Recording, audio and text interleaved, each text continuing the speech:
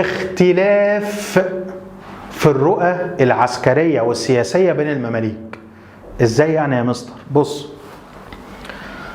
ابراهيم بيك هياخد معاه الوالي العثماني ويهرب لبلاد الشام. طب ومراد رايح معاه؟ قال لي لا، مراد بيك هياخد الجزء المتبقي من الجيش ويروح فين؟ ويروح للصعيد. يبقى كده اسمها ايه؟ اختلاف في الرؤى العسكرية. وده اكبر دليل ان مراد وابراهيم يعني ايه؟ ما كانوش على قلب رجل واحد، يعني ما كانش فيه وفاق ما بينهم. والدليل بعد ما انهزموا كل واحد فيهم راح في حته. خد بالك من الاستنتاجات دي.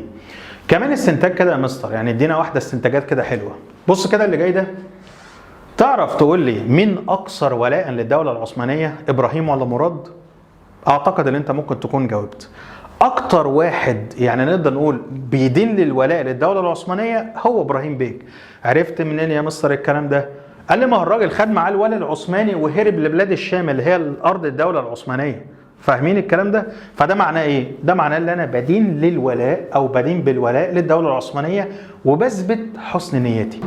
بعد ما يهرب مراد بيك وابراهيم بيك هتصبح القاهره فارغه من اي قوة تحميها، وهيقدر جنود الحملة الفرنسية يخش القاهرة من ناحية الغرب، امبابة والجيزة، ويروح داخلين غرب القاهرة. اسمع اللفظ اللي جاي ده، هيحصل لأول مرة في تاريخ مصر الحديث والمعاصر كلمة اسمها الفراغ السياسي.